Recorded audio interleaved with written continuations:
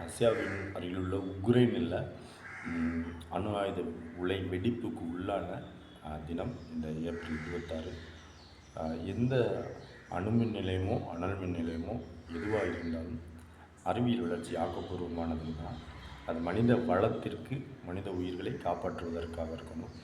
அதே சமயம் அது எக்கோ ஃப்ரெண்ட்லி, சுற்றுச்சூழலுக்கு பாதுகாப்பானதாகவும் இருக்கணும். இந்த செர்னோபில் உலை விபத்து நினைவு தினத்தில் நாம் இனிமேல் எதிர்காலத்தில் உருவாக்கக்கூடிய முக்கியமாக அட்டாமிக் அணுமின் நிலையங்கள், அனல் மின் நிலையங்கள் போன்றவற்றிற்கு மாற்றாக காற்றாலைகள், விண்மில்ஸு, சோலார், சூரிய ஆற்றல் மூலங்கள்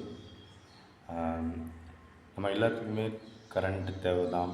மின்சாரம் எந்த இது தேவைனாலும் அதுக்கு எரிபொருளாக இப்போ ஹைட்ரோலாம் வந்துருச்சு. ராக்கெட்டில் ஹைட்ரோ மெத்தடில் தான் பண்ணுறோம். ஸோ அந்த திரவ நிலையிலையோ வாயு நிலையிலோ ஆக்கப்பூர்வமான ஆற்றல், சூரிய ஆற்றலை பயன்படுத்துறது, சோலார், காற்று, விண்டு, அதை பயன்படுத்தி ஆற்றல் மூலங்கள் இயற்கையானதாக இருக்கணும்.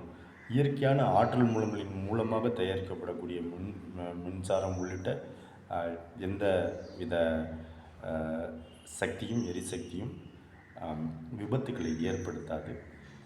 இந்த விழிப்புணர்வை நம்மளோட கொண்டு செல்ல கடமைப்பட்டிருக்கோம். Feel is that's health, go at and rule your own. Thank you.